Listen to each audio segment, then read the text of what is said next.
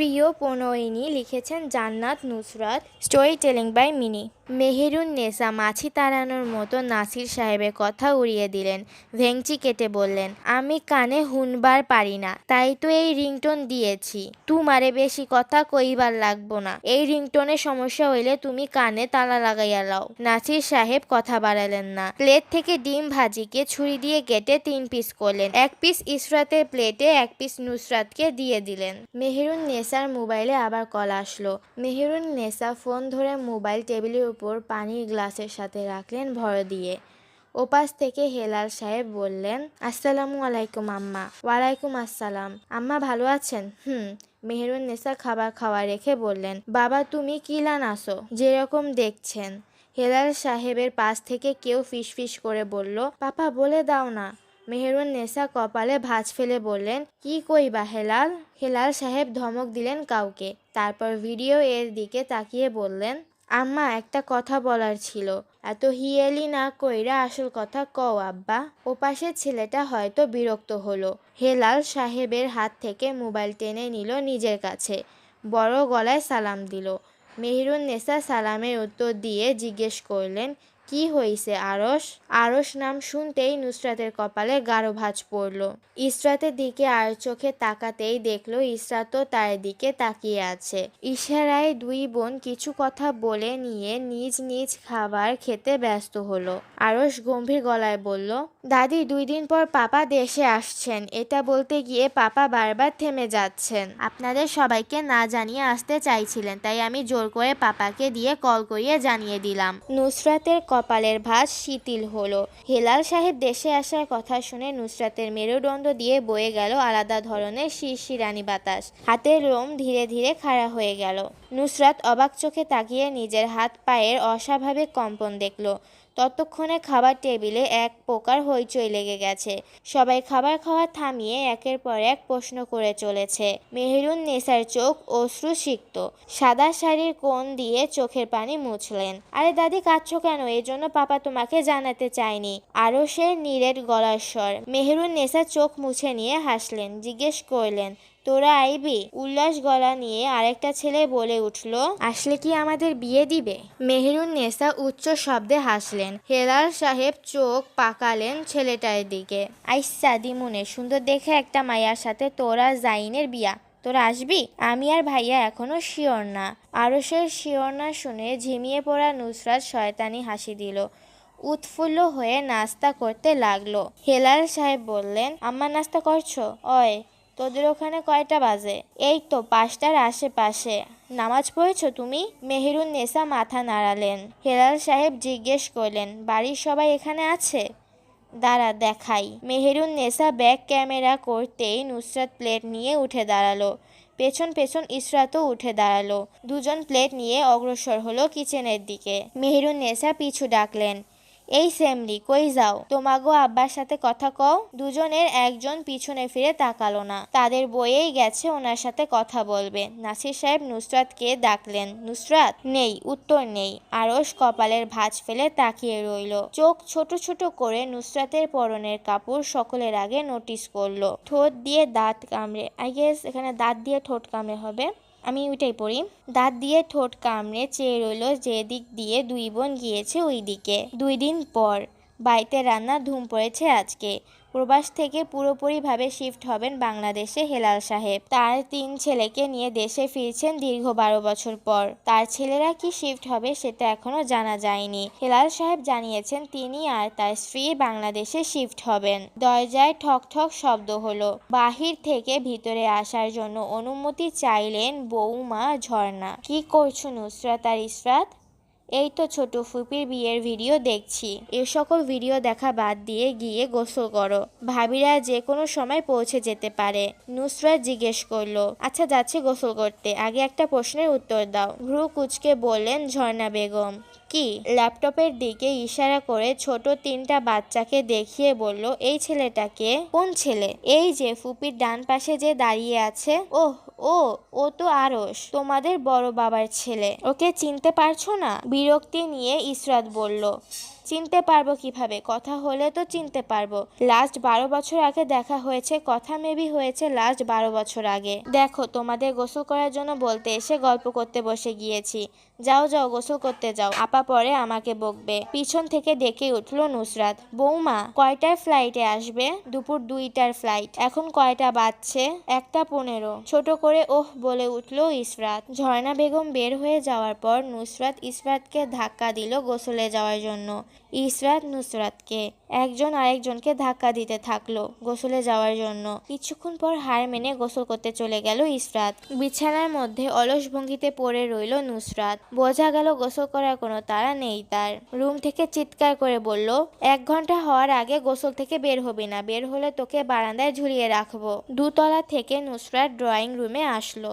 দাদি মেহেরুন নেসার নিকট গিয়ে গায়ে গা লাগিয়ে বসলো। বুড়ি কিঞ্চিত বিরক্ত হলেন নুসরাতের ঘষাঘষি দেখে। এই তুই আমার লগে লাইগা বইসৎ কে?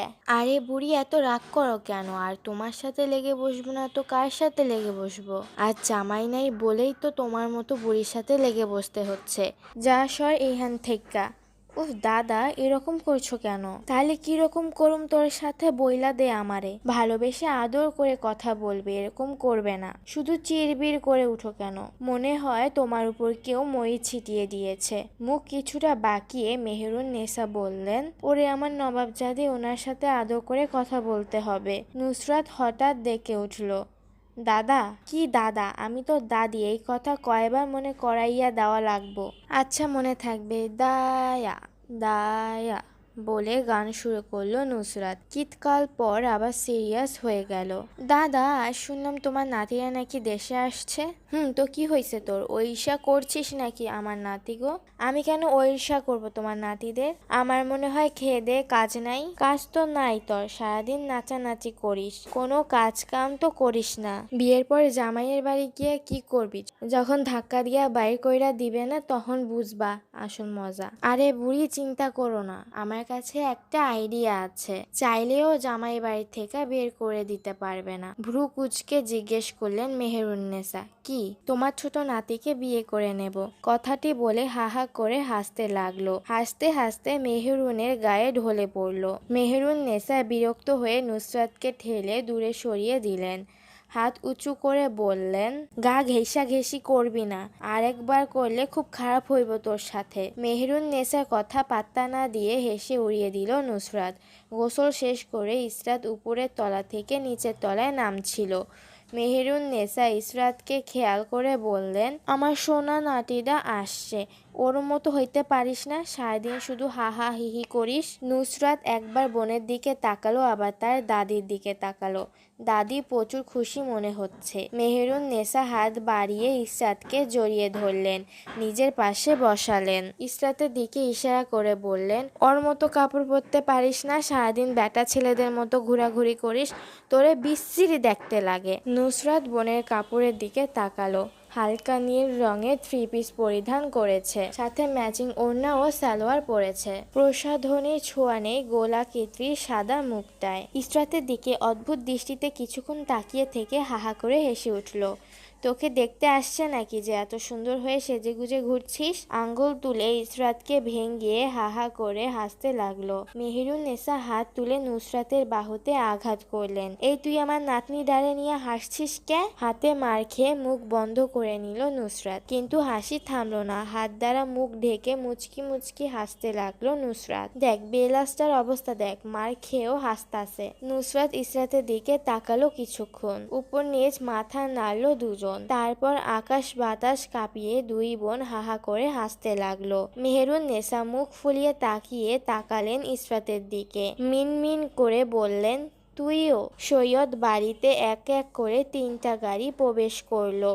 প্রথম গাড়ি থেকে নামলেন লুৎফা বেগম, ওনার 2 ছেলে মেয়ে, ছোট মেয়ে মোমো চৌধুরী এবং মেঝো ছেলে আশিক চৌধুরী। দ্বিতীয় গাড়ি থেকে নামলেন লুৎফার বেগমের বড় মেয়ে সাজিদা চৌধুরী, তার স্বামী শুভ এহসান খান এবং ছেলে শুভ্র এহসান খান। তৃতীয় গাড়ি থেকে নেমে আসলেন মাহমুদা এবং ওনার স্বামী সরওয়ার। এই দম্পতির কোনো সন্তান নেই। সৈয়দ বাড়ির সবাই দরজার সামনে এগিয়ে গেলেন মেহমানদের এগিয়ে নিয়ে আসার জন্য। বাড়ির মেঝো কর্ত্রী নাজমিন বেগম, বাড়ির সেজো কর্ত্রী ঝর্ণা, বাড়ির ছোট কর্ত্রী রুহিণী, সাথে ইসরাত, অনিকা, আরহান, ইরহাম, আরিশা। নাজমিন বেগম চোখ ঘুরালেন সবার দিকে, কাউকে খুঁজলেন। খুঁজে না পেয়ে মুখে অসন্তোষ ভাব ভেসে উঠল। ইসরাতের কাছে এসে ফিসফিস করে জিজ্ঞেস করলেন, নবাবজাদি কই? রুমে, ছোট করে জবাব দিল ইসরাত। বাড়তি কোনো শব্দ ব্যয় করল না। যা, ওকে ডেকে নিয়ে আয়। আচ্ছা। কথাটা বলে চলে গেল দুতলায় ইসরাত। নাজমিন বেগম অপেক্ষা করতে লাগলেন, কিন্তু দুজনের একজনও নিচে আসলো না। নাজমিন বেগম বিড়বিড় করলেন, ওই বোকাটা মনে হয় নিজের সাথে বসিয়ে রেখে দিয়েছে, আসতে দিচ্ছে না। একে নিয়ে আমি কি করব? সকলের বাসায় প্রবেশের পর কুশল বিনিময় করলেন। সবাইকে ড্রয়িং রুমে বসানো হলো। বাড়ির কর্ত্রীরা এক এক করে নাস্তা দিতে শুরু করলেন। এর মধ্যে নাসির সাহেবের কল এসেছিল। নাসির সাহেব বলেছেন তারা ইতিমধ্যে বাসার উদ্দেশ্যে রওনা দিয়েছেন। ৮ ঘন্টা লাগবে বাসায় পৌঁছাতে। নাজমিন নিচতলা থেকে তাড়া দিলেন যে গোসল করেনি করে নিতে। অনিকা ড্রয়িং রুমে থেকে নিজের রুমের দিকে চলে গেল রেডি হওয়ার জন্য। ঝর্ণা, আমি একটু আসছি, তুমি আর রুহিণী একটু এই পাশ সামলাও। আচ্ছা ভাবি, যাও। নাজমিন বেগম দুতলার সবার প্রথমের বেডরুমে গেলেন। গিয়ে খেয়াল করলেন ইসরাত মোবাইলে ফেসবুক স্ক্রল করছে, আর নুসরাত বিছানার নিচের দিকে মাথা দিয়ে বিছানার উপর পা রেখে শুয়ে আছে। এই তুই এখনো গোসল করিসনি? এই যা গোসল করতে। হাত তুলে মারার জন্য এগিয়ে গেলেন বিছানার দিকে নাজমিন। আরে মা, যাচ্ছি। এক লাফে বিছানা থেকে বাথরুমে দরজা দিয়ে ভিতরে ঢুকে গেল। ইসরাতের দিকে তাকিয়ে বললেন, কাপড় চেঞ্জ কর, কাবার থেকে নতুন কাপড় পরে নিবি। আম্মা, এটা তো নতুন। চেঞ্জ করতে বলেছি, চেঞ্জ করবি। ইসরাত হ্যাঁ ভঙ্গিতে মাথা নাড়ল। সন্তুষ্ট হয়ে নাজমিন কিচেনে চলে গেলেন। ওয়াশরুমের দরজা খুলে মাথা বের করলো নুসরাত। রুমের চারদিকে মাথা ঘুরিয়ে দেখলো নাজমিন বেগম আছে কিনা। ওয়াশরুমের দরজার সামনে দাঁড়িয়ে কু কু করে শব্দ বের করলো। নুসরাতের এই রকম অদ্ভুত শব্দ বের করা দেখে ইসরাত মাথা ঘুরিয়ে ওয়াশরুমের দিকে তাকালো। ভ্রু কুঁচকে জিজ্ঞেস করলো, কি হয়েছে? আম্মা চলে গিয়েছে? বলতে দেরি হয়েছে, লাফ দিয়ে বিছানার উপর আসতে দেরি হয়নি। তুই গোসল করবি না নুসরাত? না, এখন করব না। তো কখন করবি? মেহমান তো প্রায় চলে এসেছে। সন্ধ্যার সময় করব। আর এরা কিসের মেহমান? চিল ব্রো, এদের বেশি পাত্তা দিবি না, মনে রাখিস। আচ্ছা। কথা শেষ হওয়ার পর নিচে গাড়ি আসার শব্দ হলো। দু বোন নিজেদের দিকে তাকিয়ে এমন ভাব করলো যেন ওরা কোনো মেহমান না। তারপর ঠাস করে বিছানায় শুয়ে সিলিং ফ্যানের দিকে তাকিয়ে তাকালো নুসরাত। আর ইসরাত মোবাইল স্ক্রল করতে লাগলো। এই পর্যন্ত ছিল প্রিয় প্রণয়িনী। লিখেছেন জান্নাত নুসরাত। পরের পর্ব খুব শীঘ্রই পেয়ে যাবেন। টাটা।